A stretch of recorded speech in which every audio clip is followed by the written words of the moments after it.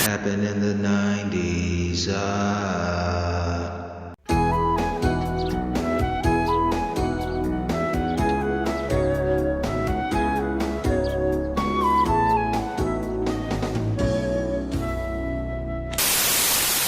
There's one antiperspirant you can trust when you're extra close. Arid Clear Gel.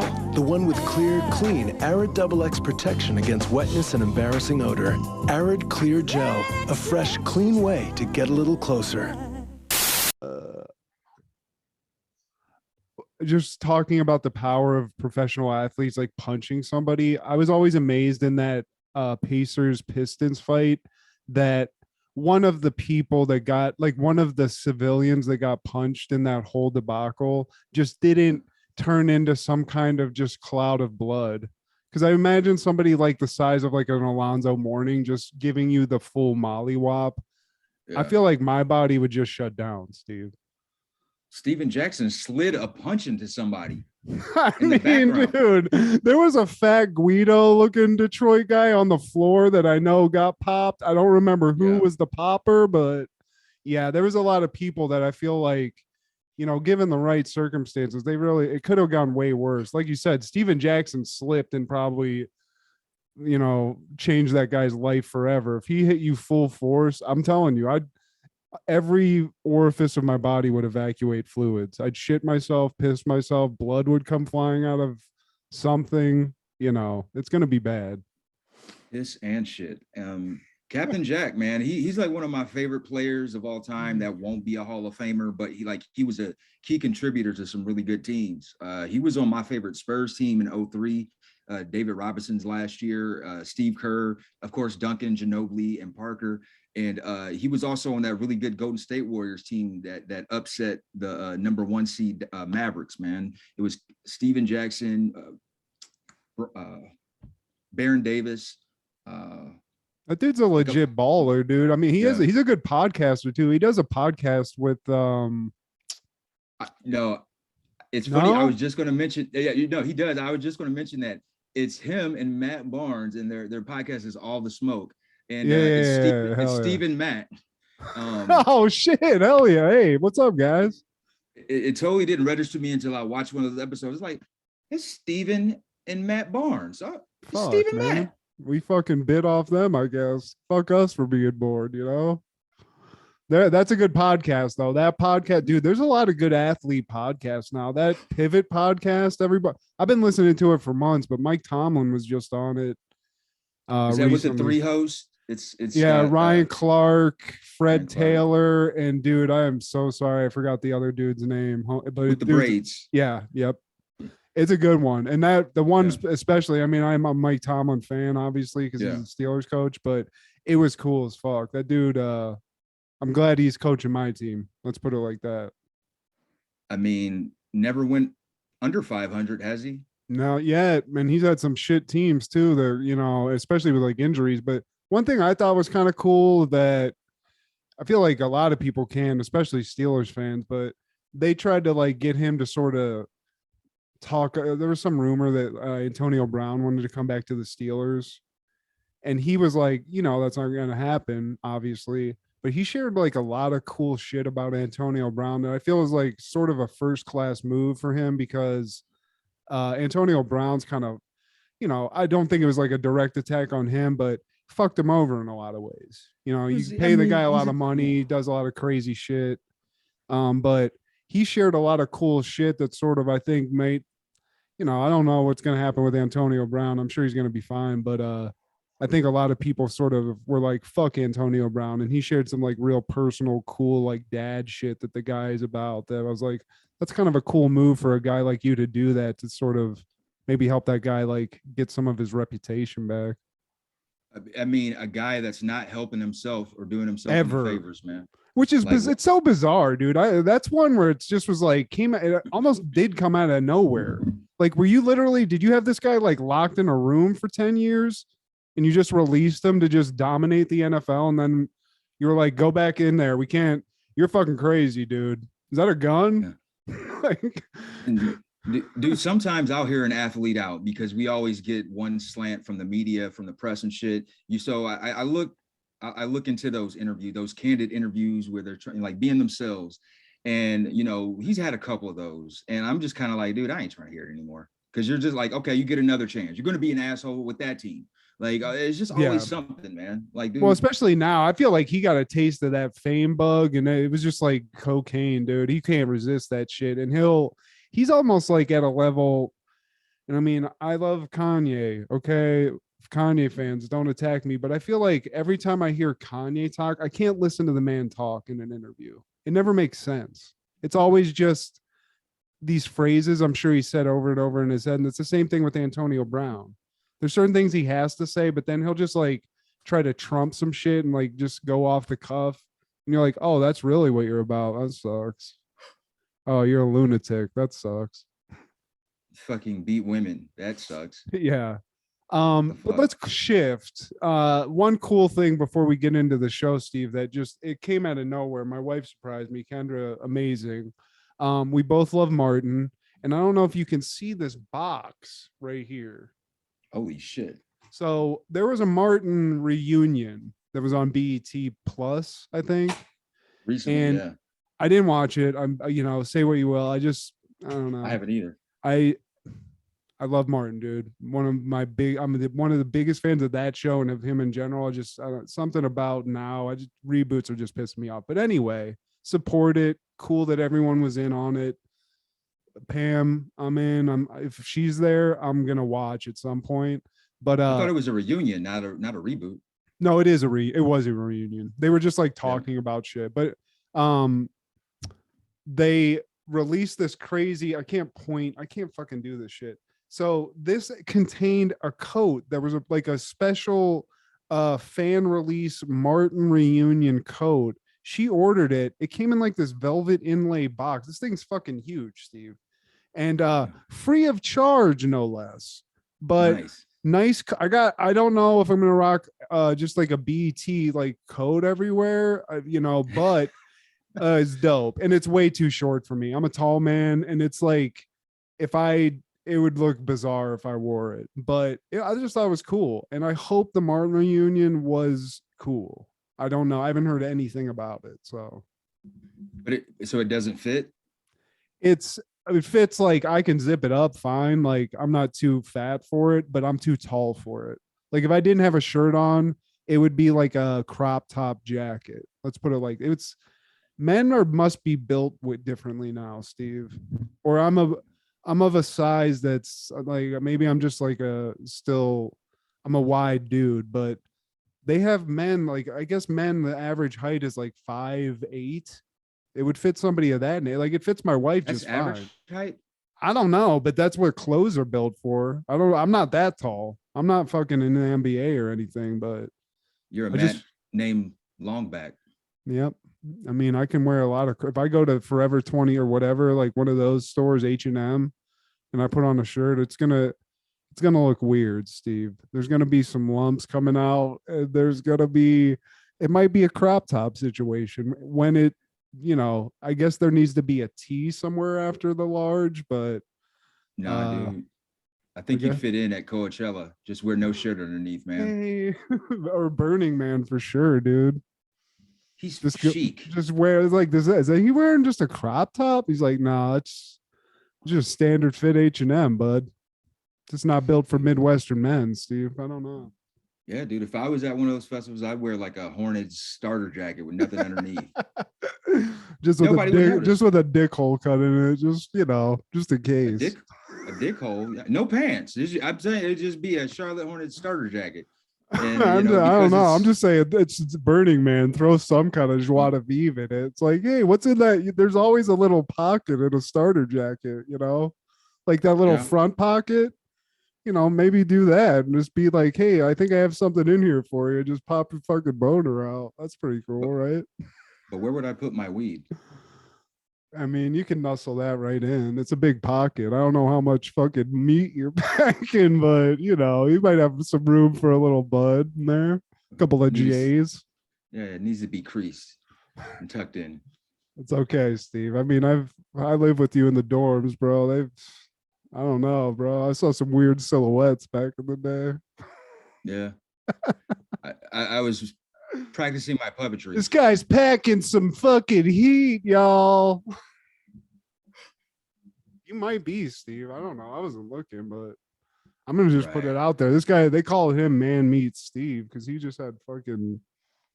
It was, what was that guy's name in Salute Your Shorts? Pinciotti or whatever, the salami king. Looking for the cold cut sluts.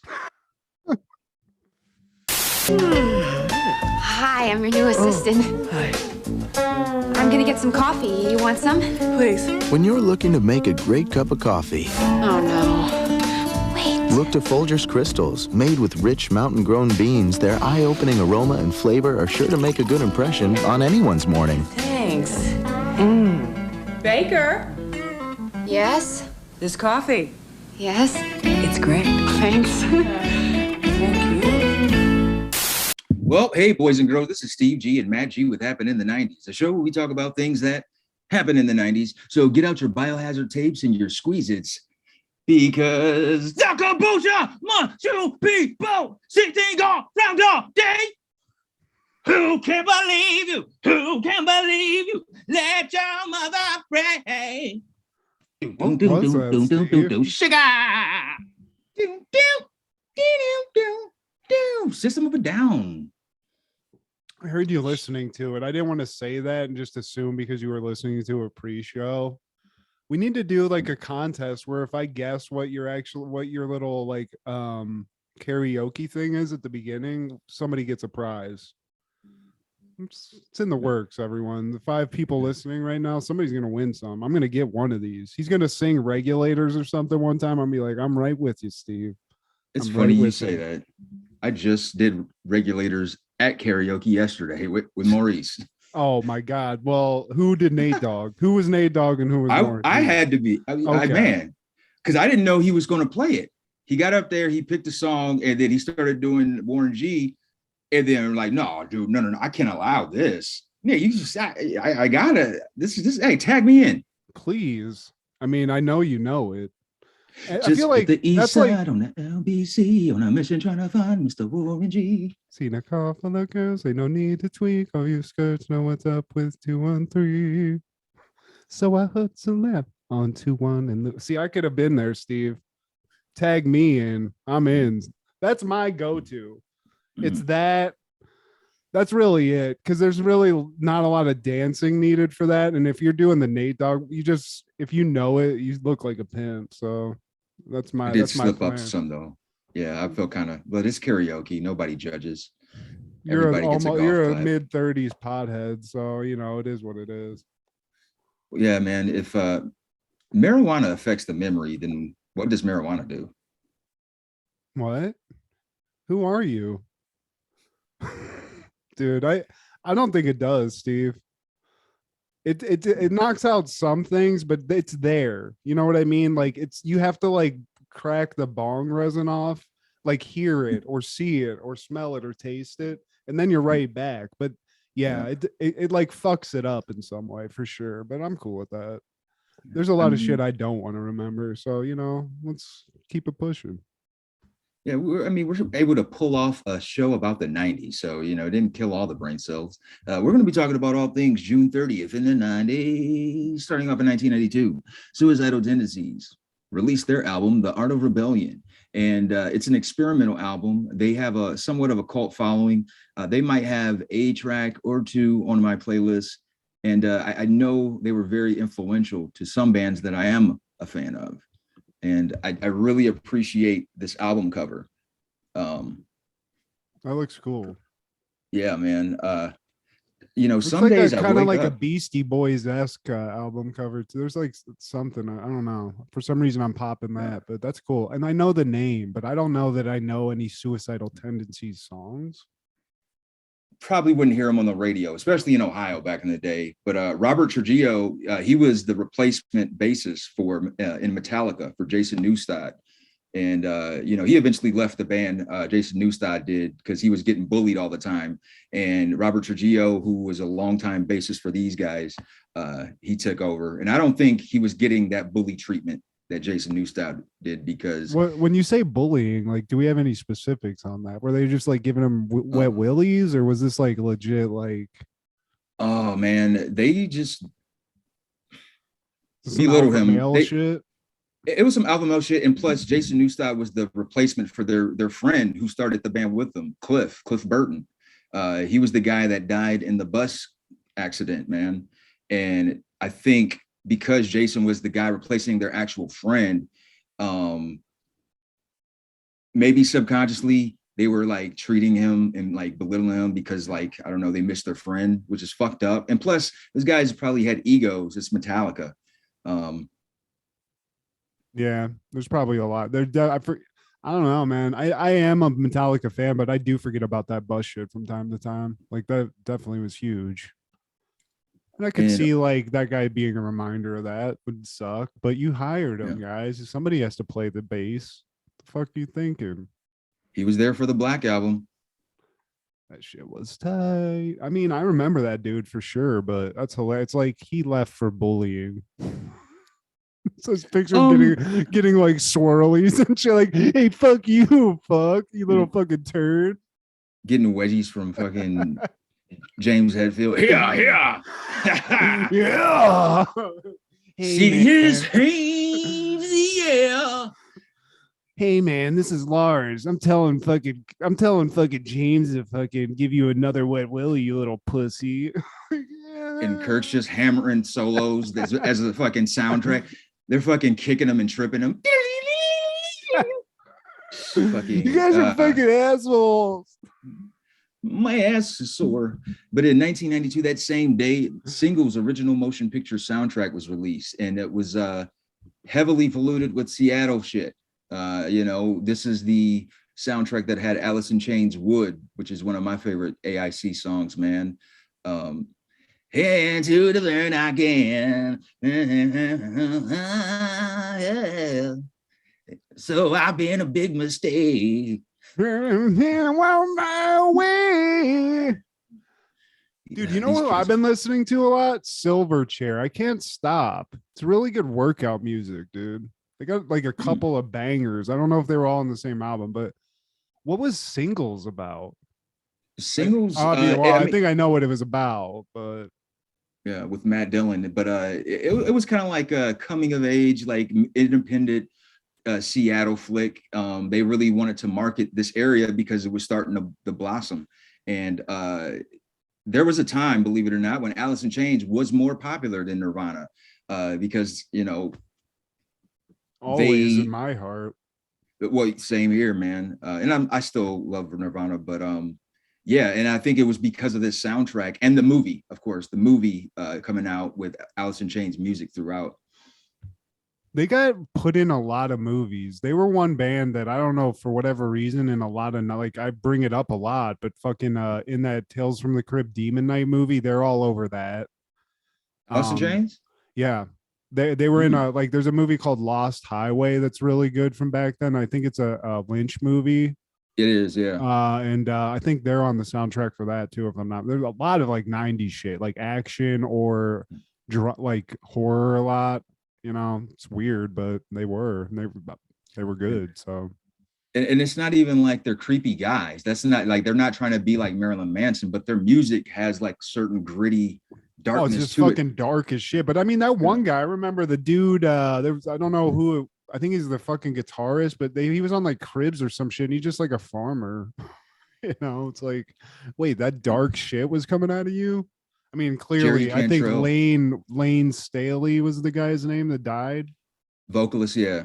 I mean, it's crazy. Some of these guys, like people, it's like how because they still tour, but they had to find somebody that almost sounds like a one of a kind voice. It must be crazy. I saw him, dude, in Houston. Yeah, man. I think I remember you telling me that, and you said they were fucking good, right? They kicked ass because Jerry Cantrell. I mean, it was really. It was his shit. Like, he was the songwriter. He wrote the parts for Lane Staley. And I mean, Lane Staley wrote some parts too, but I mean, Jerry Cantrell was the music and most of the lyrics, man. Shout out Jerry Cantrell. Hope your fucking farm's doing well and hope you're shredding some fucking tasty legs, dude. Bank hit bounce for Jerry. And that following year, 1993, the NBA draft is held. Michigan center Chris Webber is the first pick by the Orlando Magic. And he would eventually get traded to the Golden State Warriors for Anthony Penny Hardaway. I remember, dude, I was such a C-Web fan back in the day.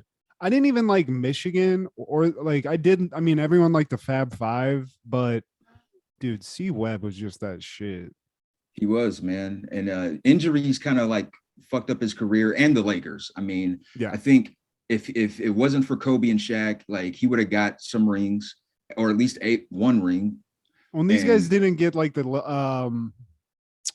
they didn't live in this time now where it's like mega teams and shit, where like these dudes they're just like, you're gonna get a check and you're gonna go on a good ass team at some point because that's just how it's done now. But yeah, I remember him being on Sacramento a lot, and they just like Buffalo Bills shit where they're like right there every year. But yeah. Sorry, wrong time. And this was a time when you knew a lot of the best players, like, you know, you were actually invested. You wanted to watch these games. Now I don't give a fuck. Like, I'll figure out who these kids are when they get to the league because, you know, they just had the draft last week. And I was like, who the fuck is this guy? Who is this kid? Yeah, fucking. And I got to be honest with you, this is just like, I get it. It is a young man's game, but I saw a picture from the draft and I was like, that dude looks, other than being tall as shit, looks like a child. So, you know, it is what it is. I'm old. I got to deal with it. But I honestly, other than we were aware of the Fab Five because, I mean, they were covering it and they were just that good in a good time in our lives. But, you know, I just was never that into college basketball, especially. I'm not even into college football anymore. Yeah, that's understandable. That following year, 1994, The Real World is debuting for their San Francisco season. Planes, Trains, and Paddywaggons. On the train of San Francisco, Pedro and Cory become friends. Pedro tells Cory he's HIV positive. Puck gets door prized and arrested, and all roommates move in. Pedro uses his scrapbook to tell them he has AIDS, and Rachel walks away because she's a BI. One thing I will say before we cover whatever we're going to cover in this is, you know, we said this about The Nanny, and I'm realizing this now. You know, I just honestly, Steve, The Real World, I hate the shit. Really? It's lame. And looking back on it, other than like being able to see some cool, sexy shit back in the day, like it's just not that much fun to watch. And I didn't enjoy this. Ever? I did enjoy it as a kid. I remember loving The Real World, like I said, Seattle, there was a couple of road rules, but this was new shit back in the day. I think I was almost like, you were wowed by the newness of it. And it was like, oh, it's crazy. Like, this is really happening, you know? It's trailblazing, man. And I mean, you still watch reality shows, probably not Real World, but you watch reality TV. Yeah, of course. That's what I'm saying. Like, but at the time, like, we were alive when this was a new show, you know, like we were seeing it. It was like, now we know, at least I know because I've seen it firsthand, like reality TV is not real. Like maybe this was, and it does in some ways appear so because it's so boring. They're looking at scrapbooks, Steve. They're not taking 10 shots and, you know, punching a school teacher in the face in the streets or anything. Like this is just lame behavior. Well, I mean, these guys, the producers of The Real World, they set the blueprint. And, you know, they have nothing to compare it to. So like taking this chance on something new and, you know, you kind of like learn as you go. You know, you kid like, man, this season we got them looking at scrapbook pictures and shit. And it's like, yeah, let's spice it up by next season. You know, let's have them fucking hitting each other with books in the pilot. Yeah, some like guy smoking a cigarette like, yeah, let's make sure that we get at least 5 more assaults next season. It's like setting these crazy precedents. But I don't know, this, you could tell you could see what was happening. There's like certain shit going on like in the world, and they're trying to sort of address that using reality TV and putting these people in this scenario. And I think what at least I remember about this season was obviously Pedro, the HIV positive roommate who, widely loved. This guy was like, a national treasure. He died, and Puck was a cunt. And I Yeah. think those were the things that I remembered from this.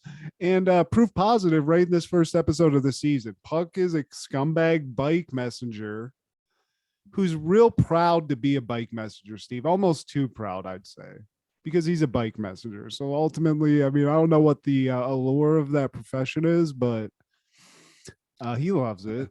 Puck doesn't plan to aim high. That's really all it comes down to. He gets arrested the first episode. I mean, this guy's a mess, Steve. He's white trash in San Francisco. How long could he possibly last with these rent prices? So bike messenger, that's probably the best he can do. I really don't think Puck is an applicable character for job interviews, man. You don't think he can just he can wing a office internship interview or anything? He's always talking about scabs and shit. And he has that fucking like, hey man, he sounds like Charlie Sheen, basically. It's off-putting. He has a book of scab pics. Yeah, that makes sense. That's great. You know what I want to do with a guy who has a book of scab pics and does nothing but talk about how cool being a bike messenger is, Steve? Not live with him for 4 months. Definitely not that. With my doors locked a lot. Hey, Puck, can you not fucking bleed all over the place? And can you get these dirty needles out of this fucking place too? I'm stepping all over. It's like I'm stepping on broken glass here. This is fucked up. Yeah, dude, he's been in some shit since then too. He was got a domestic violence charge. Him and his 8-year-old son were involved in a car accident. He sustained fractures to his feet, right hand, neck, sternum, and clavicle. He's had I don't know how many DUIs because he was intoxicated when that happened. When he was driving with his son. Yep. So that's child endangerment. So this guy's he's got it all together. He's cool. No, I mean you could tell, and this dude honestly is, I think probably why reality TV is the devil. Is because it incentivizes professional assholes to exist. Like that's all this guy was. He was just some asshole that maybe one guy could put up with, and live with it in like some shitty fucking apartment. But then ultimately, like he was just going to do what you just said. DUIs, a lot of failure, a lot of that. And I think you could say he set the precedent for like actively playing the villain role. Like, everybody's cool for the most part, first episode, but like you could kind of see where he's going. We know where he's going, and he just kind of accepts his fate. Like, yeah, I'm that guy. I'm a fucking asshole. I'm a bike messenger. What the fuck? Would you expect me to be a gentleman? I tell traffic what to do. Like they just show him like harassing people in traffic, which is fine. I've been on bikes in big cities.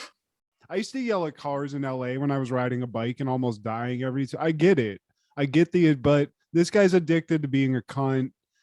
He doesn't really show it too much in this other than at one point ramming into a car door that's opened in his path and then somehow being arrested because he has like a bench warrant, which, look at him. He looks like somebody that has a lot of bench warrants, Oh man, and he has $3,000, I believe, racked up in tickets. But like first, we're introduced to Cory and Pedro, and Cory seems like a sweetheart.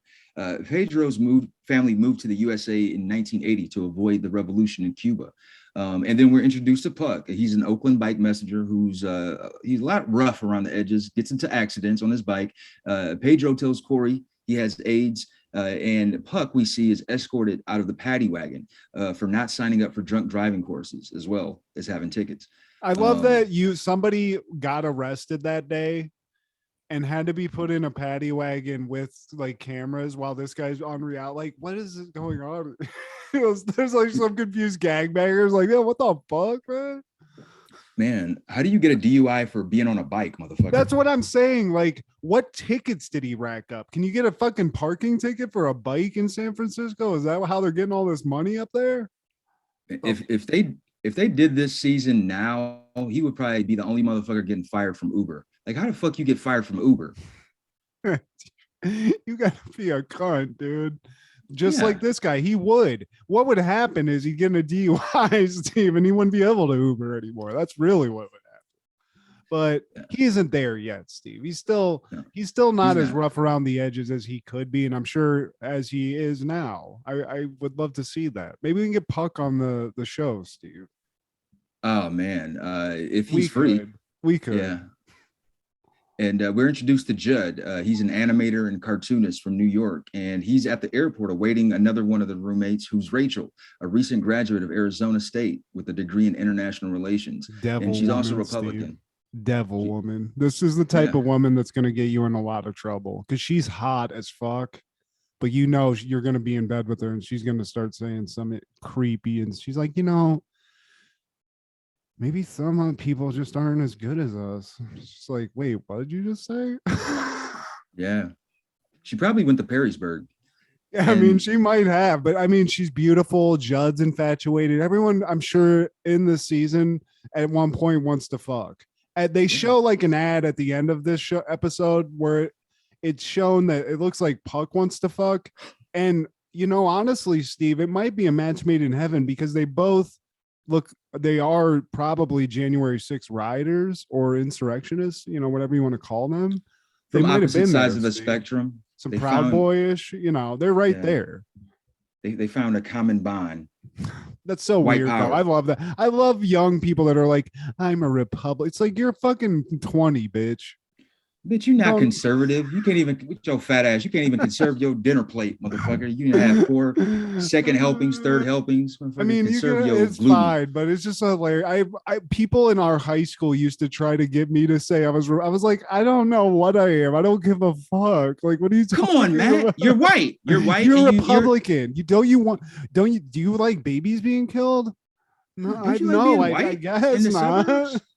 You're a white guy in the suburbs, Matt. Like, come on, win in Rome. I'm just like, why are we talking about this? I want to play GoldenEye, okay? I want to go fucking beat my dick. What are we talking about here? Who? George Scramble Bush? Vision. Fine. I want to go look at some Bush. Bye. Scramble Vision's calling my name. Yeah.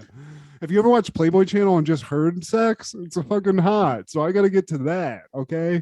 I can't see it.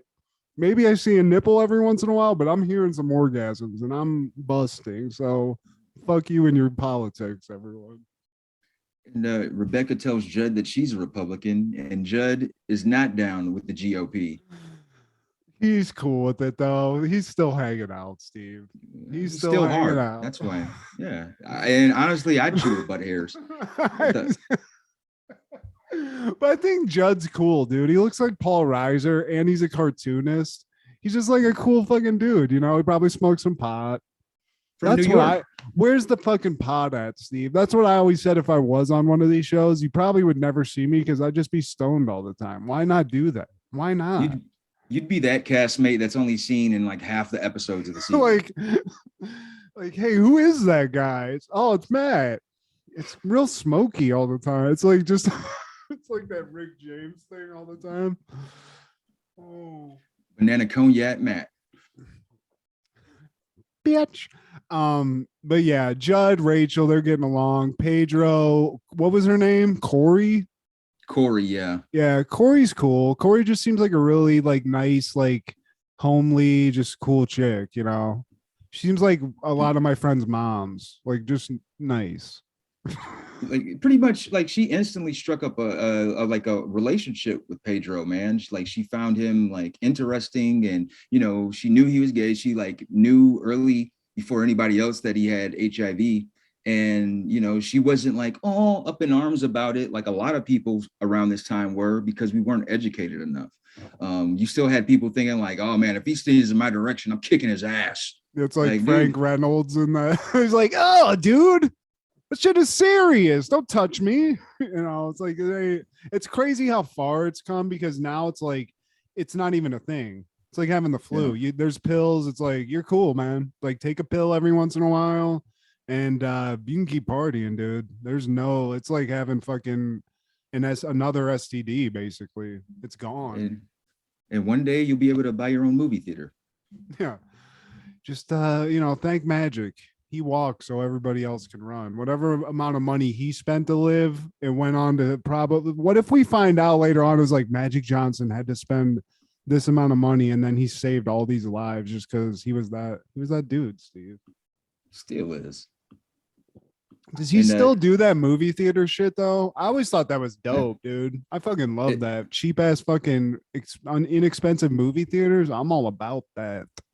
Shit, you would know better than I would because that's exclusively in Los Angeles, man. I know you're not there anymore, but I like to think it's been there forever, and it was a franchise, I believe. They had that, and he also had a TGI Magic.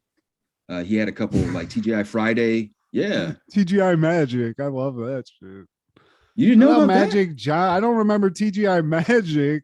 Wasn't it Zaxby's or some shit? It wasn't. Was it called TGI Magics? TGI Magic.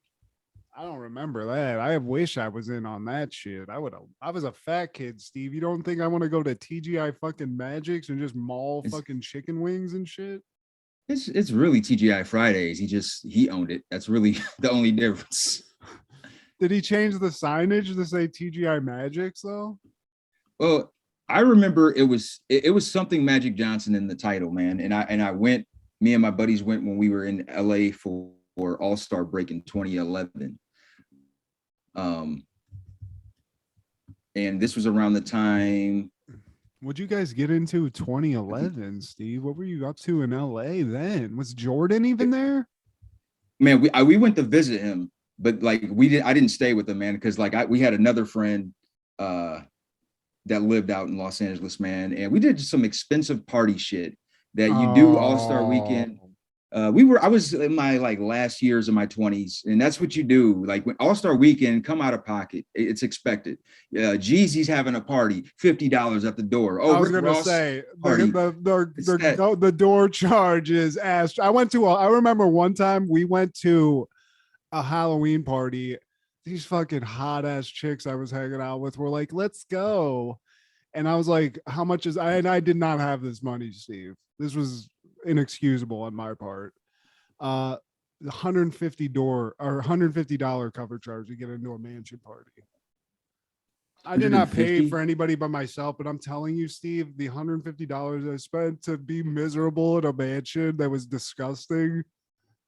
I could have bought so much weed. It was it was one of those nights where you're just like, come on, Dick, you can't do this to me, dude. You got to stop this. That better be some eyes wide shut shit for 150. Man. I was like, that's what I was expecting, Steve. That's what I was exactly that. I was like, I'm gonna get in there. I'm with two chicks. I mean, even if it don't happen with them, this is a mansion party. Do I need a mask? Because I'm good. I'm good otherwise. And no, it wasn't that. It was a lot of bathrooms with sinks filled with puke. A lot of people trying to smoke my blunts. A lot of that. I'm like, God, I spent $150 to get in, and you guys don't have any weed. What the fuck's going on? Magic Johnson's TGI Fridays is the name. Okay. Well, it's like Magic Johnson Presents TGI Friday. Did he have any like specific menu options? Is what I'm wondering. That was so long ago, man. We don't have to keep talking about Magic Johnson's TGI Fridays. Back to real world San Francisco, Steve. We'll get detoured again somewhere down the line. This is every first episode. Everyone meets, and then you got to pick bedrooms. Yeah. Oh man, that's a good 20 minutes of fucking content. So they do that, and the house looks very 90 too.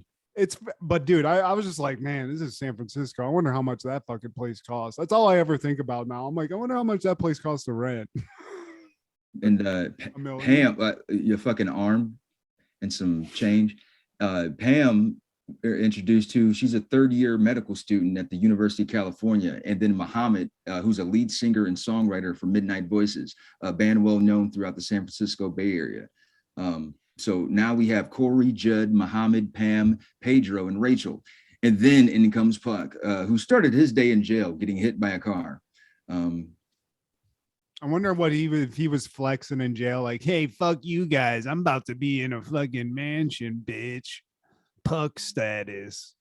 My name's going to be on the all-time list on TV Guide as one of the biggest assholes, one of the most controversial reality. You know, I'm a pioneer. I'm wild. Just wait, you see, because I'm a fucking asshole. And it's the first time. Yeah, I guarantee you're talking to Puck right now in real life. Within 5 minutes, you're gonna hear he's like, I was the original dude. Do you know all this stuff? It started from me. I was the one. This is probably what he hangs his hat on. It's like you put your finger in an AIDS patient's peanut butter, dude. That's what you're standing strong on. Congratulations, bud. I mean, I could see if you were getting some checks still from MTV, like, dude, you kind of helped Kickstarter shit to a next level. But they were like, I mean, it did. They did like take it to the next because it was being talked about, just like Tammy getting her blanket yanked off. But I feel like this shit was bigger because the dude Pedro had AIDS, and like you never seen a guy that's just like unapologetically him, like that. I mean, hey, for what you're the best at something, Puck. So salute to that, I guess. Pedro didn't appreciate it. But I just thought it was funny. A funny moment. Muhammad, the only black guy in the house, they're picking rooms. Everybody's like, I just want to, it to be okay. And then he gets stuck with Puck and he's like, great. Yeah, I mean, at first he's not. I don't think he was tripping about it but he did say that like, man, two of the like oddball kind of roommates are going to be together. I wonder how that worked out. I thought, and he was like, day one, this ain't bad at all. Day fucking 10, you're like, I'm gonna fucking kill this guy, dude. I'm about to go fucking bust on him right now. And man, they have their cheers, all of them at the table, and unbeknownst to them, shit's about to be cray, not in a good way, y'all. Muhammad, Judd, Pam, everyone has accepted this truth of Pedro. He's shown to them through his scrapbook that he has HIV. He really has AIDS, except for Rachel. She's not with it because she just leaves the room. She's like, wait. And then she just homers into a bush back into the crowd. Basically. It's hilarious. It's like, but we're going in with other knowledge. I guess there was just people. What year was this? 93? 94. Yeah. I mean, dude, there were people in the 80s that thought if somebody just touched you, you'd get AIDS. So there's just like, she probably obviously has some pretty conservative family members that are just like, you don't go near anybody with that fucking disease. You're going to fucking die. So she's probably fucking brainwashed. She's saying she's Republican. So yeah, she's brainwashed. If you walk with a homosexual, you're going to hell. I guarantee you there's an episode later on this year where she's doing a confessional and she's like, I just feel terrible just judging Pedro like that. He's a human being and I just am a monster. They definitely had that moment. That's one of the pinpoint moments we just saw it in Seattle when the dude was like, oh yeah, the black dude wrote this thing about not wanting to live with all these yuppies. And then he's like, man, I feel like shit. It wasn't him. It was the fucking guy from Boston, the fucking Goodwill Hunting. Getting the scallops. Scallops. I got a fucking scallop over here. If I ever go to Boston, I'm definitely ordering scallops, Steve. A lobster. And the episode ends with Muhammad doing a little Rasta Jamaican Farian freestyle. Plump, plump, bling, bling. There's a lot of plump, plump, bling, bling. Yeah, and this was years before the Hot Boys made it popping, man. Bling, bling, plump, plump. Muhammad was on the forefront, Steve. Some say he's popped it off. Puck had his moment. Muhammad had his. Muhammad reminds me of like a guy. I don't think it is this, but he just looks like somebody famous that I can't pinpoint who it is, but he just looks like somebody famous. So whatever that means, Steve. I'm high. I can't. Well, all of us do look alike, us black fellas, and he reminds me of Murs, the rapper based out of Los Angeles. He's like a underground rapper, but he's dope. Okay. He's got a lot of hair, but it's not like dreaded like normal dreads. It's like really like the blocked up and like big knots and shit. And like, yeah. Nice. Well, I wonder. I just wish. The only thing I want to know is what's the living sitch like? How Puck doesn't last this whole season, right? He gets kicked off because No. there's another guy. Yeah, he gets replaced by a guy named Joe, who's from London, I believe. And yeah, Howdy Joe Schmo. ho. Howdy ho, I'm Joe Schmo from They're across like, the we need pond. something the opposite of Puck. So get a boring guy from the UK that drinks Do you tea. do you guys want Excuse to watch me. some Monty Python cassettes? Oh man. Yeah, but I we have might be able to cross real world off the list of things that we don't need to watch anymore, Steve. We might be good on that. Wah, Unless wah, Hawaii, wah. if tech money comes up, we got to talk about tech money. But Yeah, take money, make money. But that same day, you know who probably didn't watch Real World San Francisco in his debut, Matthew? who? Probably a rental the Juice Man Simpson, because the pretrial hearings open in LA. That hand's like, hey, fella, be comfortable. Gonna be here Wait. for a while. I'm the Jews. What's up, Twitter world? Yeah. Get cozy in that seat, man. It's gonna be a bumpy summer. Wait, hold on. Hold on 1 second. I gotta go get my Hertz rental car. You remember me? I'm the Jews. OJ, just sit down, bud. Yeah. We're just trying to. I cannot. The fact that guy's just golfing is just. I don't know, man. I don't know what to say, Steve. The Juice Man's loose and he's out there. He's on Twitter, Yeah. just fucking go. He's just giving he's giving real deal football analytics, Steve. He's letting you know what he thinks. Man, I sidetracked just real quick. Michael Jai White is he's doing an interview with Vlad, and he tells a really odd OJ story, like anything involving OJ would be odd. And one of his Hollywood friend actresses had a house party. You know, there's a lot of actors and actresses in Los Angeles, you know, intimate crowd. Then all of a sudden, OJ Simpson, unannounced, uninvited, just shows up like, hey, everybody. Wait, when is this, Steve? What are we talking here? What's the year? This is after he got released. Okay, so this is like recent. This is like this is the Juice is loose, OJ. The Juice is loose, OJ, and like nobody is like obviously stating the obvious, or like everybody's acting like this shit is normal.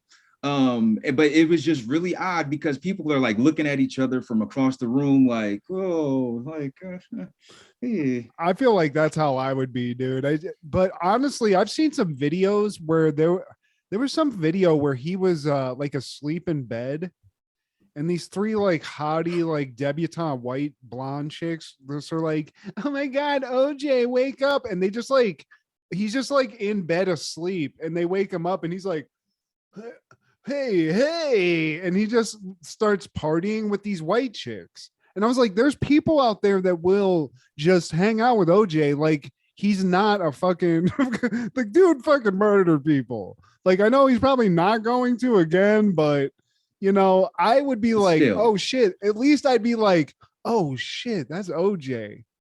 You know, like Michael Jai White, if I'm him and I'm a beast of a dude that can defend myself, I might go up and just, you know, like just at least chop it up with OJ a little bit and see what he's like. Be like, man, I had this weird ass night with OJ where he was just like getting drunk. Maybe give him a couple of drinks and see what he says, Steve. You know, maybe, you know, nudge him for some information. You know, maybe he gets a little loose lipped when he has a couple of cocktails. No, you didn't fucked up, right? No, you fucked up. No, you fucked up, right? He just tells you some like chilling shit. He's like, yeah, man, it's funny, man. Like when blood's just like glistening in moonlight off a knife, it's just crazy to look at. It's like psychedelic. And you're like, wait, what? Yeah, man. I'm not black, I'm OJ. And that same day in 94, U.S. Ice Skating Federation bars Tanya Harding for life. Bye, bitch. Bye. Tanya, we can't have physical assaults, okay? The racism, the insane white trash that you represent, that's fine. But the assault, look at those guns, though, Steve. Look at that gun show on Tanya. Dude, I bet that chick would just fucking JO you fucking to death. Why? Why? You go into the ER with a broke dick. They're like, Tanya Harding. Okay, let's get you back here, bud. We've seen this a couple of times. It was the best of times. It was the worst of times. Jeff Galooly came in here. She fucking ripped his dick in half. It was crazy, but we got you fixed up. You're good. Made me galooly all over myself. That following year, 1995, Apollo 13, or as I like to call it, Forrest Gump in Space, premiered in theaters. NASA must devise a strategy to return Apollo 13 to Earth safely after the spacecraft undergoes massive internal damage, putting the lives of the 3 astronauts on board in jeopardy. It's a great movie, Steve. I'm not going to shit talk it. It's good. I remember loving it as a kid because I was infatuated with space movies and that shit. Really? And this, yeah, I don't know. I was just like, I thought it was cool. But I think I also thought it was cool because I was into like Star Wars and shit. So it was just like, oh, space. Because there was like another movie called October Sky that hilariously enough, Adam Hurt was just, that was his favorite movie. That kid, that was his favorite fucking movie. That and The Cowboy Way. Jordan will laugh at that. This motherfucker had a DVD of The Cowboy Way. Does anybody know what that is? You shouldn't, because it sucks. Fuck is The Cowboy Way? Is it some John Wayne shit? No, dude, it's like Woody Harrelson. It's like a fucking lame 90s movie with 2 fucking lame-o cowboys. I'm pretty sure it's Woody Harrelson. God, I wish I remember. Hold on, let me look this up real quick and just read you what this motherfucker's favorite movie is. But while we're talking about that, Apollo 13, I think it's a great movie. It's just one of those, I don't know, sometimes historical movies like that, I can't, it's not like a rewatchable movie to me, but it's great. It's got a lot of fucking badass people in it. It's based on a true story, right? Yeah, this shit happened, which is even more wild when you watch it, because it's, you know, I don't know exactly if it's 100% accurate, but it's crazy. These guys figured out a way. They just like basically had a broke down fucking space shuttle or whatever pod or whatever, and they just had to jury rig this thing so they could survive and eventually get back to Earth. It's insane. And it's why I would never be an astronaut, Steve, because as soon as something went wrong, I'm the guy that freaks out and gives up immediately. I'm like, we're fucked. Fucking and they have to like strap me down to a fucking like gurney or something until we get back to Earth. I'm that Drop me off home. It's just like I could not do it. But did you watch this when it came out? This was like a movie my parents took me to and shit. I've never seen the movie. I'm the opposite with this genre. Like I never was big on space stuff, like even the realistic space stuff. Like I never seen this, Armageddon, none of it, man. But I know Tom Hanks was shitting on the world at this time in 95. You know, he was Forrest Gump already. He had won for Philadelphia already, and he's about to be Woody this same year. I want to say 95, man. Cha-ching. That dude is fucking, he's at the I don't know how you feel. I love me some Tom Hanks. I don't know a lot of people that hate him, but I miss me some old school, just comedic Tom Hanks. Burbs, that level of Tom, you know, the Money Pit. Yeah, hell yeah. Splash. Okay, so Cowboy Ways, Steve. Here are the main stars: Kiefer Sutherland and Woody Harrelson. And they're some guy, I don't even remember what it's about, but that's really, it's about 2 guys that are cowboys in the 90s. It's from 1994, and that was one of my friends in college favorite movie, or one of. It's no Brokeback Mountain. And I think we didn't talk about that, Steve. Don't think we didn't bring up that fucking parallel. We definitely did. So starting to sound familiar now. And also Miko Hughes was Tom Hanks' son. He was you know, boys have penises, girls have vaginas. He was getting some good work in the early 90s, man. How much do those kids get paid? Like that kid was getting in a lot of shit. I wonder how much money they get paid. So I feel like Hollywood's scummy. They're like, give them a lollipop. I don't know. Fuck. Yeah, well, and if it's not them, it's the parents. You're like, yeah, I get. I mean, this is what you get. Here's $5, and it's a huge fucking contract for like $500,000. This is what you got. Yeah, I'll buy you that X-Men toy. Whatever. Hold on, let me go cash this check real quick. I gotta go get a Mercedes. Macaulay. For Home Alone 4, look at this, Macaulay. You get a new Nintendo game. And they just pocket all the fucking money. Well, fuck. I wish I would have had a kid, Steve. I can't have fuck cancer. I can't have a kid. I can't fucking cash in. Although So you can my kid, I'd be like, fuck. This kid's ugly as shit. You're gonna have to be the Clint Howard. Hey, he got work his whole life, literally. Yeah, but he was Ron Howard's brother. I feel like they would have fucking slapped him out of Hollywood if he wasn't that. But I feel like maybe Clint Howard, what happened there? You know, like, was there ever a time where he had maybe more hair or something in the 70s and he didn't look ghoulish? Man, I think he was balding from birth. And like it helps that you're Opie's brother. He came out, it's like the doctor's just like, and he, oh, here's your baby. Fuck. He just starts gagging. Sorry, Clint. I'm a huge fan. The Ice Cream Man, the horror movie, is one of the funniest B movies of all time. So check that out. And it's also one of your favorite Master P albums. Oh. But that same day in 95, Judge Dredd premiered in theaters. In a dystopian future, Joseph Dredd, the most famous judge, is convicted for a crime he did not commit and must face his murderous counterpart, starring Sylvester Stallone, Armand Assante, Rob Schneider, Diane Lane, and Max von Sydow. I'm not even going to give an opinion. What did you think of this movie, Steve, on rewatch? It was like Demolition Man 5 minus Wesley Snipes.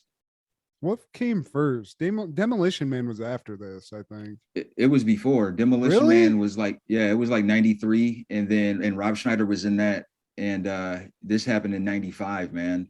I mean, overall, I did like the movie. It's only worth watching once. Like, especially well, go ahead. I was just going to say, like, I agree with you, but I remembered a shit show. And I did not get a shit show. It's not that bad of a movie. Yeah. It's, and I mean, so go ahead. I'm sorry. It's catered towards the kids. Like, I mean, it's a superhero action movie. And Rob Schneider, I mean, for his part, you know, he was that civilian comic relief, you know, see Richard Pryor and Superman. You know, it was one of those kind of deals. Like, oh man, I'm scared. I don't know any of these superpower things. I just like to eat cereal and watch TV. Yeah, but I feel like, you know, where now this would just be all CGI and it would look fake as fuck and it would, you know, whatever. They put a bunch of budget. So they had like these huge sets. I mean, the visual of Judge Dredd, I feel like looks cool as fuck. They made a newer one of these that was actually really good too, but we don't need to fucking sidetrack on that. Yeah. But I don't know. It had its moments. I forgot about Armand Assante at all, but he's a fucking like good over the top villain, you know? Yeah, I agree, man. We just watched Batman Forever with Tommy Lee Jones playing Two-Face. He would have made a great Two-Face. He can act crazy as fuck. He's good in this. Shout out Armand Assante if you're still around. And so did Patrick Warburton off Wish.com.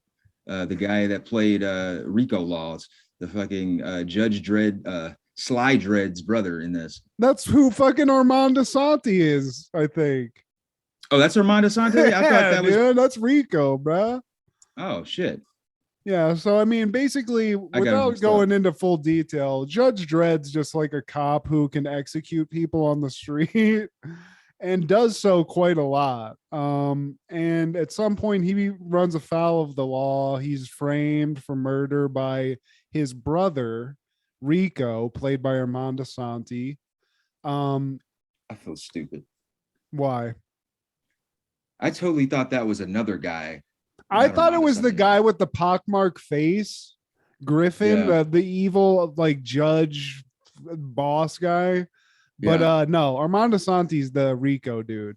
And he's been in a lot of shit. He was like a big name in the 90s, probably before that. I don't remember. But, you know, basically this movie is a giant fucking futuristic dystopian future movie where Sly Stallone's big dicking around. He's got a badass gun. He's got a badass hover bike. He's got a badass uniform. And then they strip all that off of him. He has to whoop some ass again to get back into this giant dystopian city. And he does so. And I gotta say, Sly Stallone, Demolition Man's my, if we're pitting those two against this and that against each other, I'm Demolition Man all day. Yeah, because Wesley. Armando Santi, you are not Wesley Snipes with blonde hair and a, neon orange fucking shirt and shit. But this movie was not bad. Or even Rob Schneider, who was, I feel like people hate this dude at this point, which I don't get. I love Rob Schneider. Maybe not his product, but at this point we all did. It's like, but hold on, he's still got to make some shitty movies. Still though, I mean, Deuce Bigelow. I even like The Animals, Steve. You could say what you will about that, but that movie made me laugh. It was kind of dumb, but we need dumb comedies. We need some of that. He's your guy for that, man. You need a dumb comedy, call Rob Schneider. I like Rob Schneider based off his SNL stuff and the movies that were good. His collaborations with Adam Sandler when he's a big character. I watched the interview with Eddie Griffin, and I guess like Rob Schneider was a dick to him when they did Deuce Bigelow. He's like big dogging him, like, yeah, whatever, Eddie. Yeah, it's pretty much. Me a water, please. I did movies with fucking Sylvester Stallone twice. I mean, that's pretty crazy. I forgot he was he's like a minor character in Demolition Man. He's with that fat dude from Beetlejuice, right? Yeah, he's not even credited, but but still, like he just left SNL around that time, so that's pretty cool. God, when were we going to talk about Demolition Man? Now we should be talking about Judge Dredd. Let's talk about Demolition Man, Steve. God, what a movie! Yeah. I remember that movie, I feel like whoever wrote that had their they saw something in the future, because there's a lot of shit that they do in that's like there's contemporary examples of it that's not that. It's like that movie Idiocracy where you're like, this is a ridiculous movie, but is it ridiculous, or is Mike Judge a psychic? He's definitely hilarious. He definitely is. But Judge Dredd, I remembered a shit show. I was expecting a Twister experience where what I remembered was even worse than what it actually is. And I was pleasantly surprised. It's an hour and a half. You get right to it. There's a lot of people getting killed. There's a lot of fucking badass, like big dog action set pieces.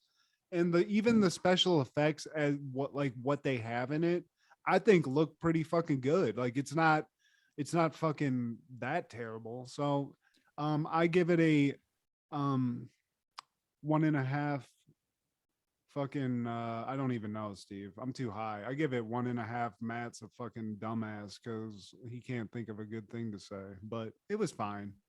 I'll deal with it. Yeah, there you go. Well, they had this Fox football mascot like that could shoot bullets out of its fucking knuckles. This Iron Giant looking motherfucker. Didn't you think that looked cool though? Like I thought that, especially, I was impressed with that. I was like, man, that's a physical thing that's there. And I know it wasn't working exactly, but it looked fucking cool, dude. That's what I'm talking about. And speaking of futuristic, they basically deep-faced Sly Dredd into this crime that he didn't commit. And now like it could be it might be a possibility in the near future, if it hasn't been already, that like, hey man, I wasn't even there. I was in Tempe, Arizona. What the fuck? I ain't kill nobody. I am the law. Yeah, it's crazy. I bet they do. I mean, Sly again, this dude fucking, he knew. He was fucking rich as fuck through the 80s and 90s, Steve. He knew that shit was there. They showed him. He's seen this. He's seen the files. You've seen the documents that Jesse the Body's always talking about. I was a cop in like 4 different movies. Have we ever talked about Stop or My Mom Will Shoot? Not enough. I feel like we need to cover that movie like in depth, because I feel like that's just going to be a gem, Steve. We got to do that at some point. Maybe it won't line up, but maybe one of these summer weeks we'll just be like, you know what? Fuck it. I'm sick of talking about Daria in the real world. Let's talk about fucking Stop or My Mom Will Shoot. Stell Getty. And hopefully I won't want to shoot myself in the dick. And The one guy that I thought was Armando Sante, he kind of looks like Paul Reiser. Yeah, kind of. He also has like there's that guy that's always in um Edward James Olmos. He's always like a pockmarked face dude. He kind of has that vibe too. And this guy, that guy that he's like sort of Germanish, right? The guy that you're talking about, he kind of talks like this. That's the guy. Okay, I had the name. Yeah. Yeah, that guy was always like I remember he was in like there's a guy named like Hugo or what's that fucking dude? He's always in like movies like End of Days, like with like like Satanists or weird like secret organizations. He's always in one of those, like some scumbag like that. And like they were basically test tube babies. Sly Dredd and Rico Laws, his brother, like they wanted to make the best DNA, the strongest assets of a human being and make them into Sly Dredd. Yeah, but Judge Dredd turned out good. Rico, he turned out, he was like the whatever. He's Megatron and fucking Judge Dredd's Optimus Prime, dude. Two sides of one coin. But then there's the Smegma man that's just chilling in this chamber and he's just covered in jizz. Like, is that how is that how Rico Laws and Sly Dredd were created? He's just covered in like he hasn't formally.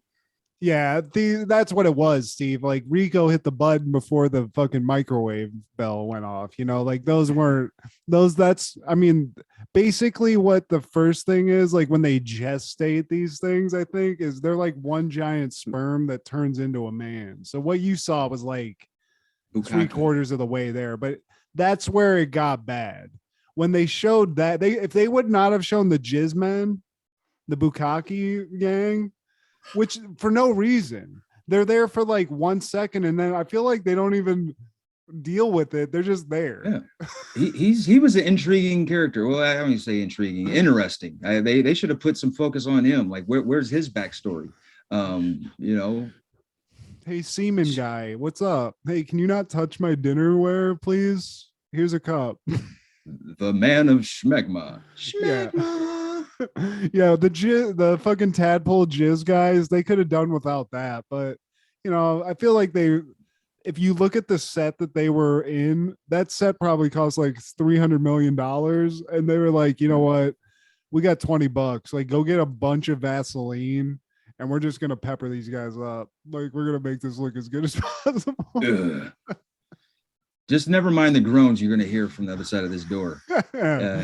Yeah. They're fighting inside the head of the Statue of Liberty, bro. And like, I don't know if you caught wind of this, but like the way this ended is kind of like how the way Lion King began, but in reverse.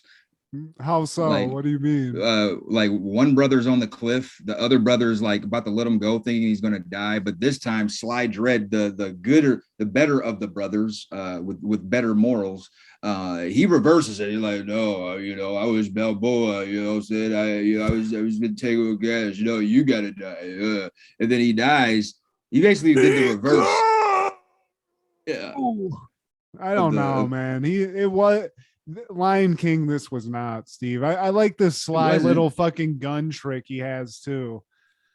All these guns have these weird nebulous rules about DNA and shit, but I guess it did make sense because they share DNA, so it got confused. But yeah, Rico gets thrown off the Statue of Liberty. Like, this whole movie is just fucking bonkers.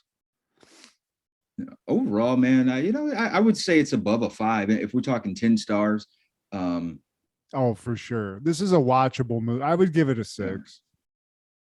But on that same day, the Mighty Morphin Power Rangers, the movie, premiered in theaters, starring Karen Ashley, Johnny Young Bosch, Steve Cardenas, Jason David Frank, Amy Jo Johnson, and David Yass.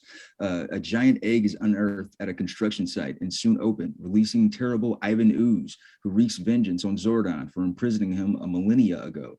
With Zordon dying and their powers lost, the Rangers head to a distant planet to find the mystic warrior Dulcia.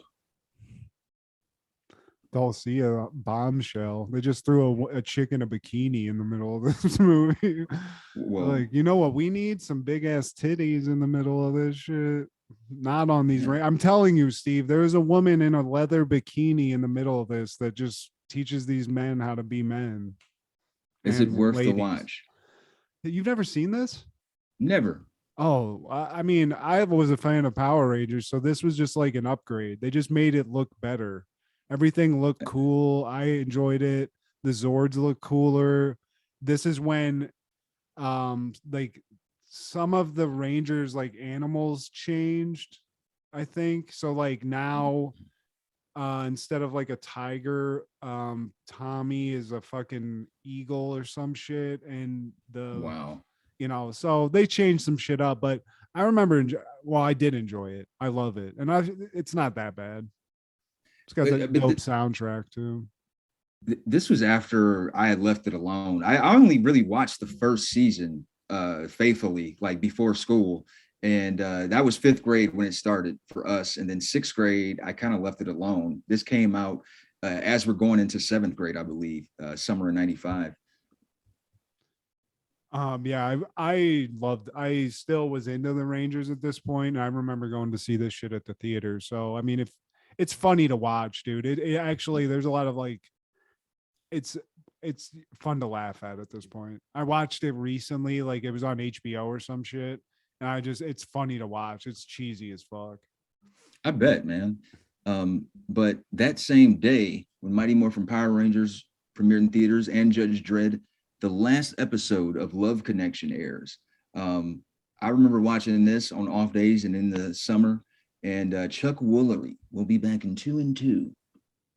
The Chuck, man, dude. I remember, dude, Chuck Woolery was just laying pipe back in the day. I used to watch this show with my grandma just in the afternoons, and I hated it, but there's something about Chuck Woolery, dude. He just keeps you watching. Look at that guy. That guy's what do these women think when they come across the way, like, and see that's the dude?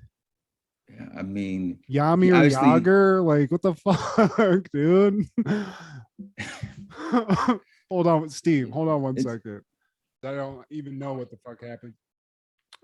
But back to Chuck Woolery, Steven. Yami or Yager picking these secretaries. It's the drummer from the Rippers. I mean, what the fuck? I would feel mortified to go on TV if that was my haircut. That's just that's a look. That's a look. Yaramir picked me up and he had all this powder all over his nose, Chuck.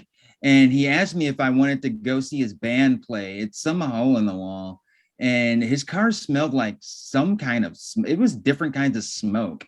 And it was like bleach also. There was just like a bleachy smell too. It's really, and he kept he kept smacking me on the butt and just saying he wanted to give me a slap shot. And I didn't even know what that means, but the look in his eyes, it was terrifying. And I told him several times, I have to wake up for typewriting courses. These taxes aren't going to do themselves, Yamir. Excuse me. But how long? I wonder how long that show was on. Because I mean, that was a long runner, dude. That was on, like, was that in the 70s? Oh man, if not, it was close. It was definitely in the 80s for sure. And it, ended 95, man. But Chuck Woolery, he did some other game shows, and the last I saw, he was doing like infomercials. He just kind of, he has that look, man. It's like a classic game show host look. He almost looks like the robot in Judge Dredd. It looks like his skeleton's the same shape. Oh, but Judge Paul Reiser. Yeah, but no, dude, he does, and he also has that voice. He's got that voice, that radio voice. Hey, Sally, what did you think about Yamir's hairdo? Chuck, it looks like a dust bunny under my couch, but it's okay. And Yaramir, what was that powdery substance on your nose? We'll be back in 2 and 2. I wonder if that was his original thing, or is that the writers? Because that was always his thing before they go to break. We'll be back in 2 and 2. I'm giving it to Chuck, dude. He just pulled that one off the dome, and it was solid gold. So, Chuck, if you buck. Chuck, if you buck. But that same day, 1995, Indians' Eddie Murray is the 20th person to reach 3,000 hits. For those Cleveland Indians, Eddie Murray, one of the most epic mustaches in all of sports. It's very Carl Winslow. Nice. He can barbecue the fuck out of some ribs with that mustache. See, and I don't even mind the little soul patch, that doozy thing he's got there. I usually hate that, but that's cool. I mean, he was fucking Mr. 3000, so it's a very exclusive list. And I think I had that jacket, Steve. I think I owned that jacket right there. I didn't even like. You're not even an like Indians that. fan. I mean, I like the Alomars. I like me a little Alomar. Wasn't fucking Crime Dog on that squad too for a while? For a bit. Yeah, we had Vizquel. We had Young Manny. Yeah, I was gonna say Manny was. There was some other slugger on that team that I like. I mean, I was a fan. Jim but Thome I used to just. homie. I for some reason like the Tigers. I think it was Cecil Fielder. I was fat. He was fat. It just made sense, you know. I mean, yeah, it gives you hope. Exactly. It's like, hey, if I can just keep eating and keep swinging a baseball bat, maybe one day, maybe I can start hitting those dingers, and he did. And one time, dude, I saw him hit a fucking foul ball. It almost hit the fucking top of a enclosed dome. I was like, this dude can just. What if he hit me with that bat, Steve? Oh, you die, bro. And like looking at these pictures, I regret not like working on my pitching arm. It doesn't matter what shape you're in. If you got a fucking rocket and you know how to maneuver that ball, shit, you can be like having diabetic convulsions on your off days. But shit, if you can make it to that damn mound, shit. You want a better position, Steve? Because I was a fat baseball player that was pretty good for a while. First base. You have to be good. You have to have quick reflexes, and you have to be able to catch a ball and be able to like snag it off the ground. But there is very little movement on a first baseman. Very little. What the fuck? Hold on one second. Yeah, I mean, we lived in Ohio though. Like the Indians was a huge. I went to Indians games. They had a dope ass fucking stadium, and I dug the fashion, dug the hat. Probably had a couple of Indians hats in my day, but yeah, man, I was a Tigers Jacobs guy. Field. And somebody who probably didn't see Eddie Murray get his 3,000th hit or the last episode of Love Connection. Probably Gail Gordon, American actor and voice artist. He was born in 1906. He died at the age of 89. Gail Gordon, man. I remember him, and I remember random shit like this, but I remember them doing a in memoriam promo or commercial, whatever, however you say it, for when he died, man, because I remember him as Mr. Wilson. He was on the old black and white, Dennis the Menace show. Yeah. Oh, the one they had on Nickelodeon? The one they had on Nickelodeon. And he was the replacement. Hell yeah. The original Mr. Wilson died while they were doing it. And Gail Gordon stepped in. And like I said, he was a voice actor as well. Some of those old school cartoons. And he was on Life with Lucy. He collaborated with Lucille Ball, not on the original I Love Lucy, but she had like a handful of shows after that, man. So he was homies with Lucy, so that doesn't hurt in the old Hollywood days. He looks like, I don't know, he just looks like one of those, like, have a cigarette and a scotch and maybe not wear a bra tomorrow, like one of those guys, just like a Mad Men type dude. Gail, you little scamp, you. Yeah. I know. Dude, Lucy. Do you remember like an old Hollywood guy? He was like a character actor, and he would always pop up and be like, yes. Oh, I remember that. I don't remember that. You mean Vincent Price? Not Vincent Price. This is more comedic. Yeah. I think this is Sanford and Son. Like, you're probably not familiar. Like, he showed up a lot on Sanford and Son doing that shtick. Does he have like a pencil thin mustache though? That guy, yeah. I know that guy. I know who you're talking about. I can picture. He looks like I can't remember. I'm not even gonna try to attempt to figure that out. But yeah, who is that guy? And I'm probably not gonna find out before the end of this show. But we are too. Do. But yeah, dude, it looks like that's what he was about to say, man. So Bankhead bounced to Gail Gordon. In 1998, System of a Down releases their debut album, System of a Down. I bought this shit the day I got my license. I'll never forget, man. Main Street, there was that CD store in Bowling Green. Oh, it wasn't Sam Goody. Yeah, I remember that shit. I think I sold a bunch of shit there. It's some kind of record exchange or something, and this was an album I bought. I saw their video for Sugar on MTV2 back when MTV2 played music videos, and I was like, dude, these guys are different. This guy's like shouting in different voices and shit, and the Sugar, and like the guitar riffs. It's like they went hard, dude. They were fucking one of a kind. Honestly, they were like, they sort of stood out. I didn't really get into them until, you know, whatever the cliche System of a Down album is. You know, Toxicity. That's the exactly. one, and that was a good time because that came out right when we started Bowling Green. Yeah, oh yeah, that's why I remember it, because we'd just be getting fucking doped up and fucking listening to that shit. But headbang. Remember when you used to headbang? Just fucking go for it, dude. I haven't had, I don't even know what the past tense of headbang is, but I haven't done that in a long time. I need to headbang. Well, you know, I don't listen to heavy metal, current heavy metal like I used to, or metal, but I do listen to trap and drill. And I always tell people trap music and drill music is really heavy metal for the hood. It's good workout music. That's for goddamn sure. And but look at that, like, look at behind you, Steve. I mean, that's some West Borland type shit. Like that's showmanship. Exactly. It was like a band of West Borland.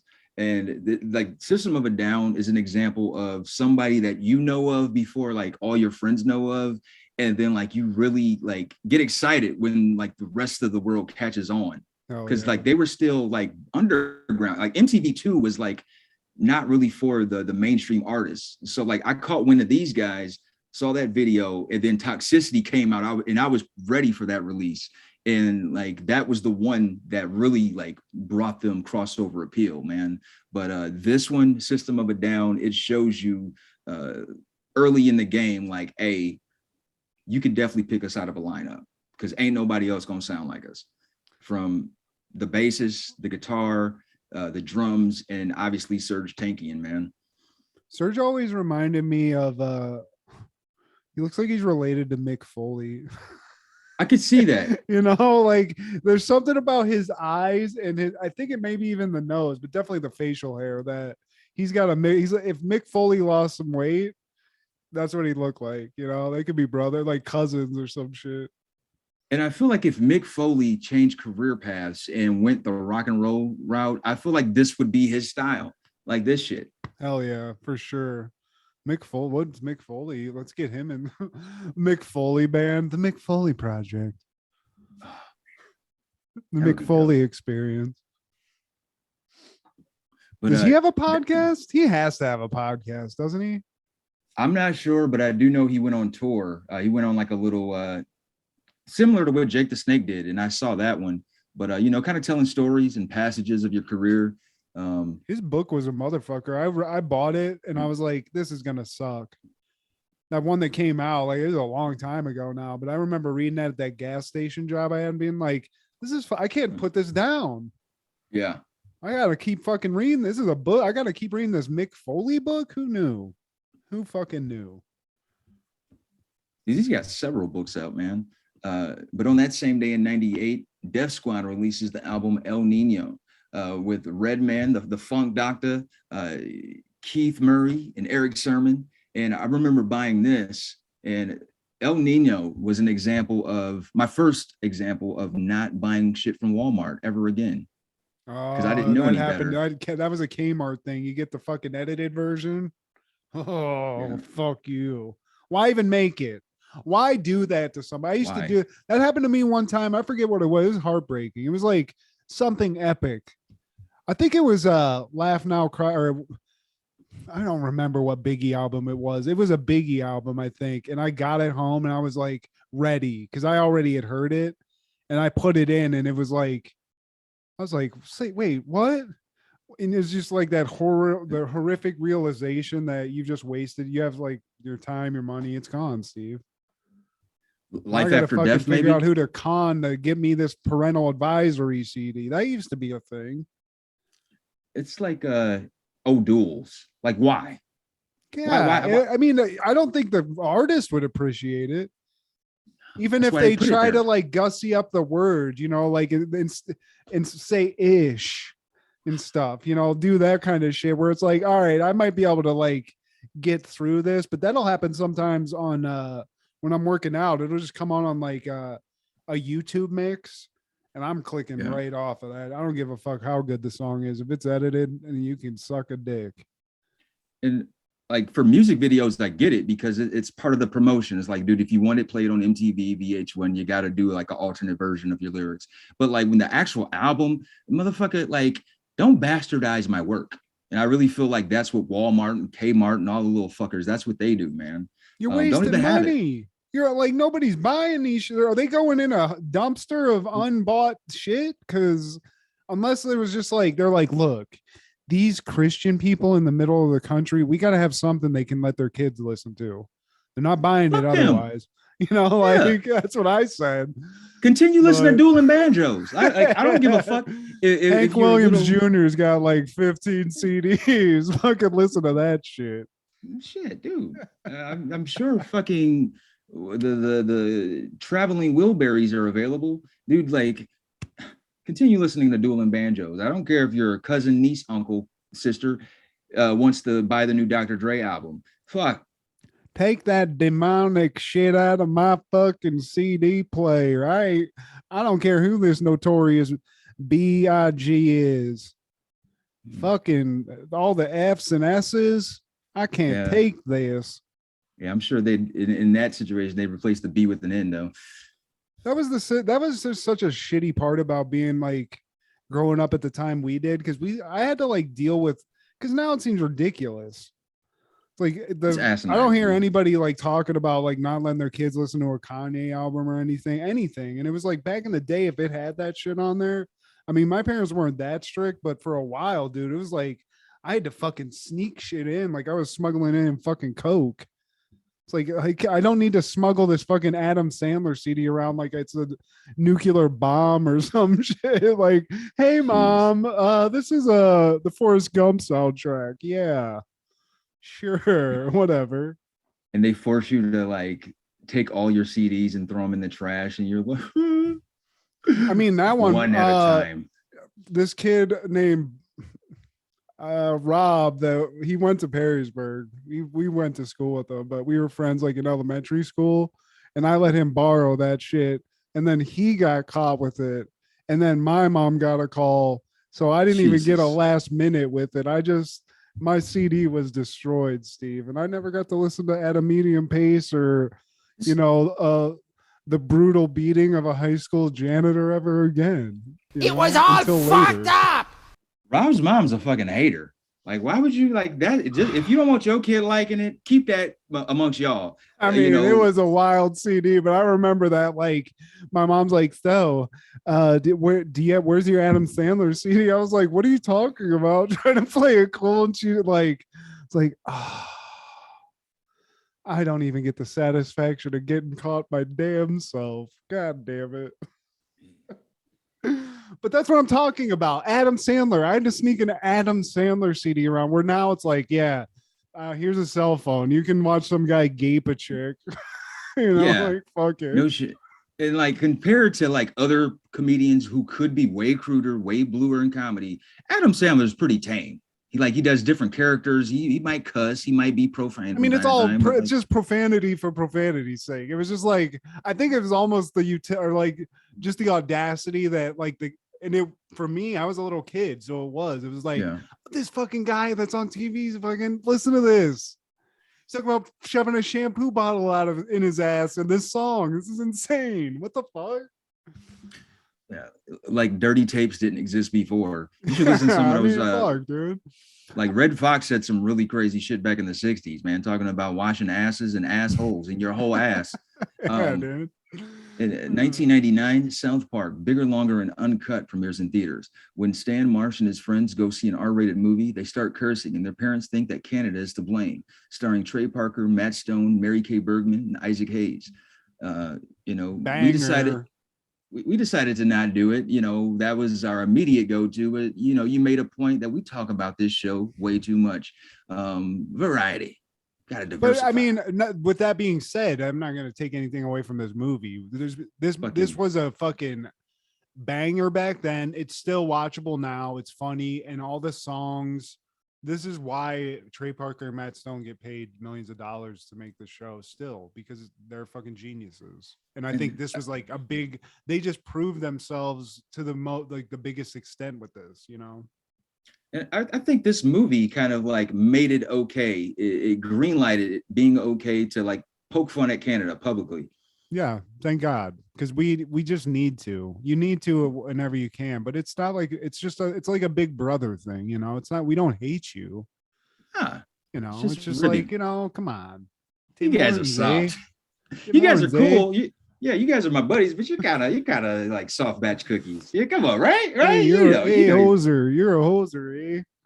Yeah, Bret Hart's a badass. Really, the Hart family are badasses, but like all y'all ain't Hart family. Hart family, Jerky, or fucking Trailer Park Boys, Kenny versus Spenny. These are all great, amazing things from Canada.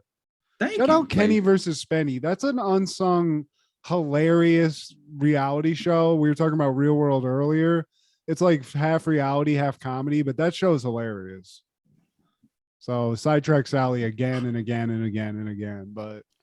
South Park the movie, dude, just all like the Brian Boitano song, Blame Canada. I mean, I think Blame Canada got an Oscar. Am I incorrect in that? That's why we need a stat girl. Stat boy? Excuse me, stat boy. There's a gimp over here, Steve. Stat boy? Get the fucking man. I wish. Do you Steve, want that new Nintendo game? I told you I'd get that shit. Hey, also sidetrack Sally, real quick, Steve. I've been trying to get a PS5 because I'm balling like that, and I'm trying to get one. And hey, PlayStation, get your fucking head out of your ass. I'm about to jump ship. I am jumping ship. I've already spiritually made the jump, but you can't get one. And I almost got one, Steve. I did it 2 ways. I signed up to get a purchase link. I got the purchase link.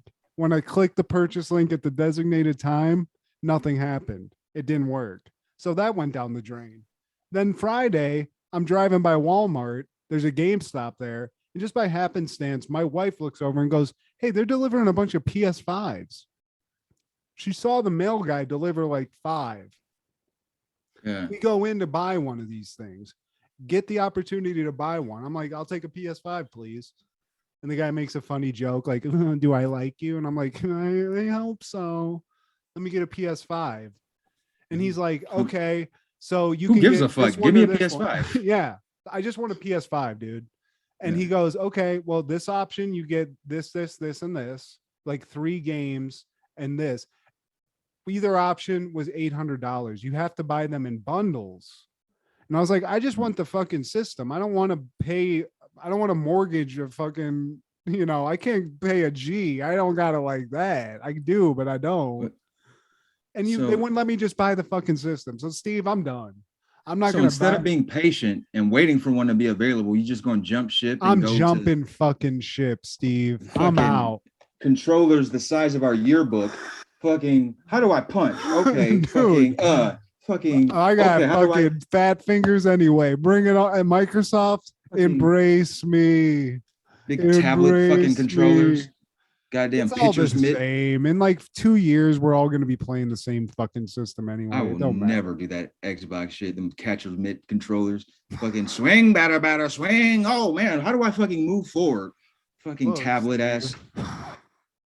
Don't ever come back, by the way. You got like won't. That's so. You know what? Maybe I will. Maybe I'll just buy all the systems and I'll just have it like that. I'll be like, hey, you want to play that? It's over there in the PlayStation room. You don't know what I'm doing, Steve.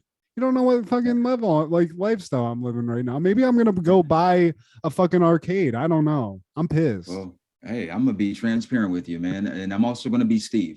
Like I'm on the complete opposite end of the spectrum. I ain't balling. I'm broke as fuck. I'm balling on a budget, and yeah, peanut butter and jelly time. But it's all good though.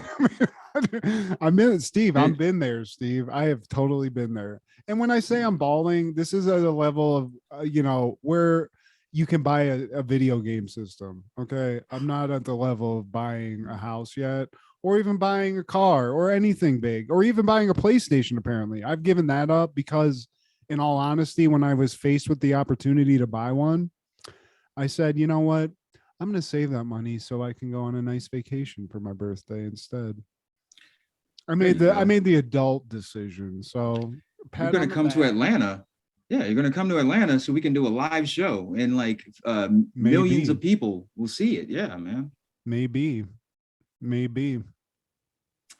And I think being broke gives me the patience to really, really, really appreciate my PS4. But why make it so hard to get is just my thing. Why do that? We're 2 years in. Like, it's available. And you shouldn't have to pay $900 just to get a system. It's already too expensive.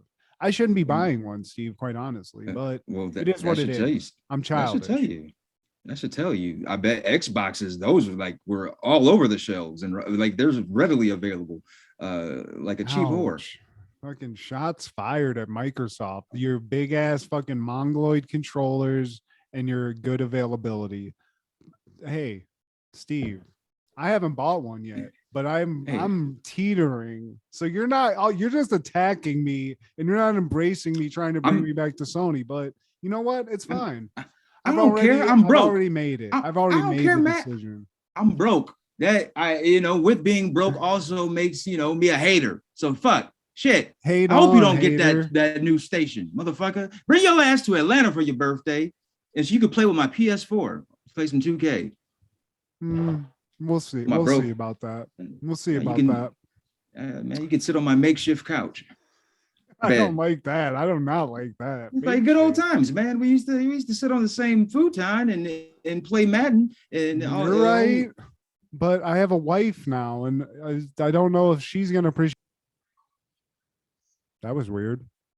Yeah, it just stopped. So maybe we should end this episode. I think my computer's just sensing all the negativity, but I will be in Atlanta at some point, Steve, whether it's for my birthday or just at a later date. We're going to do that. But I don't know. I'm just in this PS4, PS5, Xbox argument. I'm torn and I'm feeling attacked. So I'm sorry, buddy. I don't even know how we got here, man. Call it truce. I love you, bud. It's okay. We're fine. Yeah. We're going to be fine, everybody. This is fine. This is mommy and daddy just have to argue every once in a while. And okay, so that same day when South Park Bigger, Longer, and Uncut premiered in theaters, NBA draft is held again, and Duke power forward Elton Brand is the first pick by the Chicago Bulls. Yeah. Elton, he ain't a Hall of Famer. No. He did make the All-Star team a few times when he was with the Clippers, but he played for the Clippers, and there's only so much you can do for that ill-fated team. Duke, they just have a long history of not having great talent. That talent from the college just doesn't translate into the pros for the most part. You got Grant Hill, you got Kyrie, but man, Christian Laettner could have been bigger. Bobby Hurley should have been bigger. Elton Brand should have been bigger. Shane Battier, all of those guys. There's a lot more of those than the Kyries and the Grant Hills. JJ Redick had a decent career, but yeah. Fuck them. It's Duke. I never liked Duke. I'm a Tar Heel fan. I'm team Vince Carter, team Anton, Michael Jordan, James Worthy, Brad Daugherty, Rick Fox. Some hitters, man. Dude, dude. Pretty motherfucker. North Carolina. It's Mike. I can't go against that. You can't go against that excellence. Okay, man. And Vince Sanity. It's over. God, what a nickname. What a fucking name. Vinsanity. God, that's like a Jordan level nickname. That's one where it's just like, that's stuck. That's going to be with you forever. God bless. Yeah, man. Any callbacks, takeaways? Callbacks, rounds. takeaways. Well, we already attacked PlayStation and Sony and talked about. I think my callback is just that we need to watch this Martin reunion and just maybe have a conversation about it. I feel bad that I haven't watched it. I have watched Blue Streak in this past week, and that's a great movie. So shout out Martin Lawrence and shout out the Martin reunion. Where is it available? It's on BET Plus. Like, what do I have to fucking buy to have that? Is it that just it? BET Plus? I already have the Martin's DVDs. I don't need it. So sorry. Maybe we won't watch it. I don't know. Can we watch it on YouTube, please? Please. Seriously, because I ain't getting cable for the shit. Yeah, dude. I have so many fucking streaming services, Steve. I'm verklempt with fucking streaming services, Steve. I'm verklempt over here. What? You like to watch? You're okay. Yeah. Yeah, I'm all about that, Steve. All about that lifestyle. Anywho, what about you? What about your callbacks, takeaways? Man, Sexploits. I fucking forgot to talk about Judge Dredd video game. I did play that when my cousin had it, but I never saw the movie until like today. And I feel like I played that too. I think did. It wasn't that great though, Steve. Yeah, I don't recall it being great. It like 1999, I just overlooked Will Smith and Wild Wild West with Kevin Kline because that came out the same day as South Park, but we occupied that time to talk about video games. And I don't care for Wild Wild West anyways, man. It's a blip. It was a mistake. And I think, Steve, Kevin Smith talked about this because he was actually penned to write a Superman script. And he had to meet with this producer, and I don't remember the guy's fucking name he's talking about, but he went to this guy's house, and he spent months writing this guy a Superman script, and this guy insisted that it had a mechanical spider in it in the climax that Superman had to fight. And Kevin Smith got out, the movie just crumbled, it never got made, but that guy flipped over to Wild Wild West, and Kevin Smith said, lo and behold, I went to the movie theater, and what did I see? A fucking giant fucking mechanical spider in the climax. So that guy, he had one vision, and he's like, you know what? Mechanical spider, I got that. Give me Will Smith, give me Kevin Kline, give me Selma maybe, and we'll put a movie around that. Maybe a nice song. I dug the song. I could get with the song. Wow, West. Take me to the Wild West. Dude, he spent all 4 years in undergrad working on that mechanical spider. I'm gonna fucking shoehorn this into anything. Yeah, dude. Adam Sandler. Is there I room think for what happened Waterboy? was he was like an up and coming like producer and kept pitching it and getting shut down. And he was like, when I get some power in this town, I'm gonna fucking it's gonna be mechanical spider the fuck out, okay? So check this out, Adam Sandler. You're Bobby Boucher, right? And man, you have to tackle this big ass spider. That's the whole premise of the movie, right? So they're training you, and you're like from Louisiana, man. Like, nah, dude, never call me again. Get out of my house. I don't even know how you got here, but take your mechanical spider sketches. Those are very good, but get out of my house. So Matthew McConaughey, right? You're in A Time to Kill, right? So like, imagine the little black girl, she gets fondled by a big mechanical spider. Nah, man, that's not all right. You know what? It's cool though. Here, let's go smoke a hit and hit some bongos in my living room naked, man. Hey, Wesley Snipes. So you're Sidney Dean. Instead of Woody Harrelson, like, how about you team up with a giant fucking mechanical spider and he's like dunking? Man, get the fuck out of my face. But Steve, please. One thing before we just have to shit on this real quick. Did you hear they're doing a White Men Can't Jump remake? Are any of the original parties involved?